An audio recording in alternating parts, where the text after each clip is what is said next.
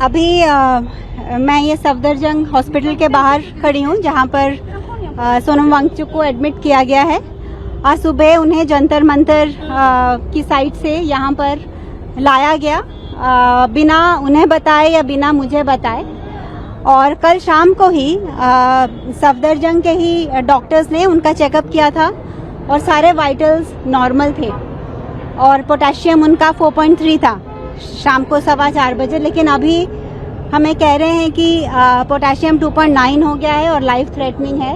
लेकिन जब हमने कहा कि रिपोर्ट दिखाइए, क्योंकि हम बिना रिपोर्ट के कुछ भी उनको देना नहीं चाहते हैं, मैंने क्लियरली ये कहा है कि कुछ भी ओरल या इंट्रावेनस बिना मेरी कंसेंट के उनको नहीं दिया जाएगा और जो भी दिया जाएगा वो रिपोर्ट के बेसिस पे दिया जाएगा। लेकिन वो हमें वो रिपोर्ट दिखा तो रहे हैं जिसमें 2.9 है उनका पोटेशियम, लेकिन दे नहीं रहे। तो इसीलिए ये ट्रांसपेरेंसी की वजह से मुझे ये ट्रस्ट में प्रॉब्लम आ रहा है। और ऊपर से अगर ये मेडिकल ही इशू था तो इतने पुलिस यहाँ क्या कर रही है? और सेकेंडली हमारा फोन हमें क्यों नहीं ले जाने दिया जा रहा सोनम को? तो ये जैसे सफदरजंग हॉस्पिटल नहीं है, जैसे सफदरजंग प्रिजन है ऐसा लग रहा है। इतने सारे पुलिस हैं उस फ्लोर पे और जो 2.9 ये कह रहे हैं जिसके बेसिस पे ये इंट्रावेनस देना चाहते थे पोटेशियम, जो मैंने मना कर दिया है, वो 2.9 मेडिकली पॉसिबल नहीं है कि एक ही शाम में 4.3 से 2.9 आ जाए। मैम, क्या आपको लग रहा है कि सोनम की हंगर स्ट्राइक तोड़वाने की कोशिश की जा रही है? हाँ, डेफिनेटली ये तो उनकी रूल बुक का ही एक पार्ट है। ये तो हमको पता ही था कि वो कोशिश करेंगे कि जो मंडे, एक्चुअली ये जो पिछले 20 दिनों से प्रोटेस्ट चल रहा है, ये एक मिसाल है देश में कि जिस जेनजी को इतना उनके बारे में बुरा भला कहा जा रहा था, उसी जेनजी ने ये दिखाया है कि कितने पीसफुल प्रोटेस्ट से, कितने सही तरीके से हम अपनी मांगों को आगे रख सकते हैं। तो ये प्रोटेस्ट इतने अच्छे तरीके से किया जा रहा है और इसीलिए सोनम वांगचुक इसके साथ ये जुड़े, बहुत ऑर्गेनिकली इसके साथ जुड़े, क्योंकि उनको यूथ की ये मांग बिल्कुल सही लग रही थी कि एजुकेशन के लिए, एजुकेशन की ट्रांसपेरेंसी के लिए, एग्जामिनेशन के लिए जो यूथ मांग कर रहे हैं, जो उनका भविष्य इस पर डिपेंडेंट है, वो बिल्कुल सही है मांग। और जो ये यूथ मूवमेंट चल रहा था वो इसीलिए इसके साथ जुड़े ताकि ये गलत लोग इसका गलत इस्तेमाल ना करें, ताकि वो अगर इसके साथ रहेंगे तो वो इसको गाइड कर सकते हैं इस मूवमेंट को। और वही हमने देखा कि पिछले 20 दिनों में जैसे सोनम पहले अनशन करते आए हैं पीसफुल प्रोसेस से, किसी को बिना तकलीफ दे हुए, वैसा चल रहा है। तो इसीलिए कोई कारण नहीं है इनके पास कि मंडे की जो यात्रा है उसको रोक सके। लेकिन ये जानते हैं कि अगर मंडे मॉर्निंग यात्रा जो निकलनी है, अगर वो निकलेगी तो वो जस्ट दिल्ली में नहीं निकलेगी, पूरे देश में निकलेगी, क्योंकि हर शहर ये प्लान कर रहा है कि वो उसी वक्त वो भी यात्रा करे। और अगर सोनम की तबीयत, मुझे तो नहीं लगता कि उसमें कुछ खराब है उनकी तबीयत, बिल्कुल ठीक है। और हम एक थर्ड पार्टी लैब से दोबारा वो टेस्ट रिपीट करने जा रहे हैं बिना उनको दवाई देने के पहले, और वो बिल्कुल ठीक हो जाएंगे और वो यात्रा के लिए रेडी होंगे। और ये आंदोलन बाकी के बच्चों ने, इंक्लूडिंग अभिजीत ने, जारी रखा है।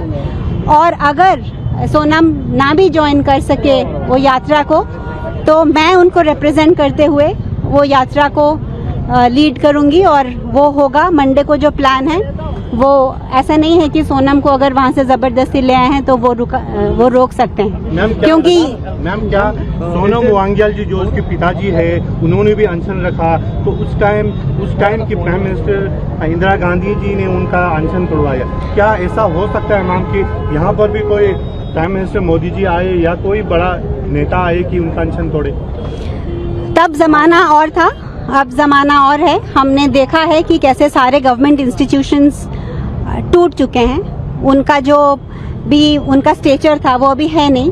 हाल ही में मैंने सुप्रीम कोर्ट में सोनम को बाहर निकालने का जो मुहिम चलाई थी, उसमें ये पता चल गया है कि हमारी जुडिशियरी जो है वो कॉम्प्रोमाइज्ड है, हमारी पुलिस तो कॉम्प्रोमाइज्ड है ही, हमारा मीडिया भी बहुत हद तक कॉम्प्रोमाइज्ड है। लेकिन क्योंकि सोनम के जो 30 साल के उनकी काम रहा है और तपस्या रही है, उनकी एक इतनी इज्जत और प्यार है लोगों के उसमें कि हर, चाहे वो जुडिशियरी हो, चाहे वो पुलिस हो, चाहे वो मीडिया हो और चाहे वो एग्जीक्यूटिव हो या जो भी हो, गवर्नमेंट के दबाव में कुछ भी बेशक वो करें, लेकिन हर एक के ज़मीर में ये मूवमेंट को हेल्प करने का ही जज्बा रहता है और जिसकी वजह से आज तक ये यहाँ आया है।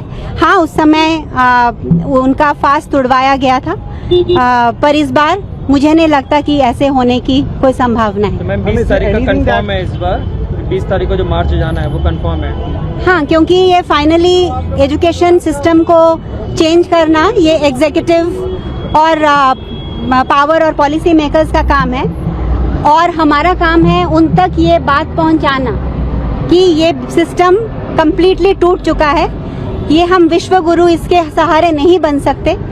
हमारे बच्चे जो क्लास 8 तक, हर बच्चे को सेम एजुकेशन मिलनी चाहिए। गवर्नमेंट स्कूल्स इतने अच्छे होने चाहिए कि ये नहीं कि सिर्फ अमीर लोगों के बच्चे प्राइवेट स्कूल में अच्छा पढ़ें। तो ये सब तो हमें दिख ही रहा है कि पूरा सिस्टम टूटा हुआ है। ये जो नीट का एग्जाम लीक हुआ, ये तो जस्ट एक छोटा सा सिम्टम था, लेकिन ये जो ब्रोकन सिस्टम है ये तो हम सबको पता है। तो ये जो मूवमेंट है ये जस्ट एक प्रोटेस्ट, एक पेपर लीक के लिए नहीं है, ये पूरे देश की ज़मीर को, कॉन्शियंस को जगाने के लिए है और वो सफिशिएंट हद तक जग चुकी है।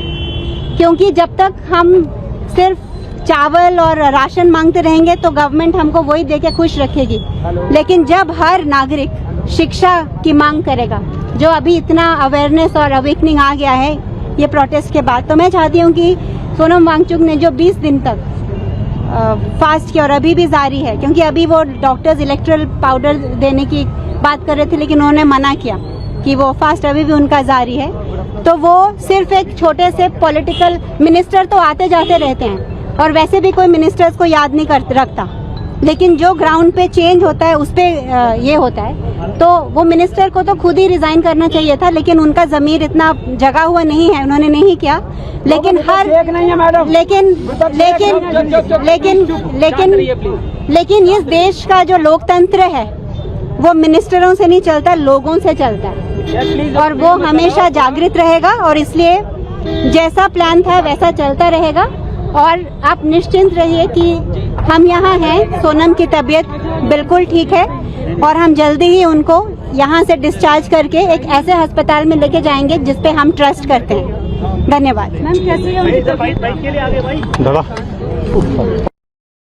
So you're asking if this is as per the High Court order? No, the High Court order never was about hospitalization. High Court order ने बस इतना कहा है कि किसी भी इंडिविजुअल की हेल्थ बहुत इंपॉर्टेंट होती है और उसको रेगुलर इंटरवल पे मॉनिटर करना है, लेकिन हाई कोर्ट ऑर्डर ने ये नहीं कहा कि हॉस्पिटलाइज करना है। तो ये हाई कोर्ट ऑर्डर के हिसाब से नहीं है, ये नहीं हो रहा है। हाँ मैडम, आप अंदर गई हैं, क्या इलाज चल रहा है, क्या बता रहे हैं? नहीं, कुछ इलाज नहीं चल रहा, अभी जस्ट ऑब्जर्वेशन हो रही है और टेस्ट हो रहे हैं। हाँ। और वो भी हम बाहर की लैब से भी टेस्ट करवाने जा रहे हैं, क्योंकि जो हमने इनसे रिपोर्ट मांगी है नहीं दे रहे हैं। हाँ। तो इसकी और जो ये नंबर्स कह रहे हैं 2.9 हो गया पोटेशियम, वो कल 4.3 था, आज नहीं हो सकता। तो हम इसको क्रॉस चेक करना चाहते हैं दूसरी लैब से before we take any medication. कोई सलाइन तो वो नहीं, वो ना कोई इलेक्ट्रोलाइज ले रहे हैं ना कुछ, वो अभी भी फास्ट पे ही हैं। हाँ। उनका फास्टिंग अभी जारी है, क्योंकि वो कोई शुगर नहीं ले रहे हैं, वो जस्ट जो ले रहे थे पहले वाटर विद सॉल्ट वही ले रहे हैं। शिफ्टिंग की बात आपने कही है कि यहाँ से डिस्चार्ज कर दी जाएगी, एप्लीकेशन सीएमओ को लिखी है। हाँ जी। क्या उसमें लिखा क्या है? ये लिखा है कि हम अपने, ये गवर्नमेंट नहीं डिसाइड करती इंडिया में, ये कोई कम्युनिस्ट देश तो है नहीं कि गवर्नमेंट डिसाइड करेगी कि आप कौन से हॉस्पिटल में जा रहे हैं। ये एक प्राइवेट पर्सन की इंडिविजुअल चॉइस है। तो हम जिस हॉस्पिटल को हम ट्रस्ट करते हैं और जहां हम कंफर्टेबल हैं, हम वहां उनको लेके जाएंगे। तो ये मैं आभारी हूं कि गवर्नमेंट ने इतना सोचा और यहाँ लेके आए, पर यहाँ से क्या करना है वो हम अपने आप करेंगे, या और ना कि गवर्नमेंट कुछ इसमें दखल अंदाजी करने की उनको जरूरत नहीं। मैम, आपसे बातचीत हुआ उनका, क्या लग रहा है आपको? आप संतुष्ट है उनका? हाँ, वो जैसे कल थे, मतलब वीक तो डेफिनेटली है, मसल मास लूज कर रहे हैं, वो तो किसी भी फास्ट में होता है, लेकिन वो अलर्ट हैं और बहुत स्ट्रांग है। उनका आज ECG भी हुआ, वो भी ठीक है।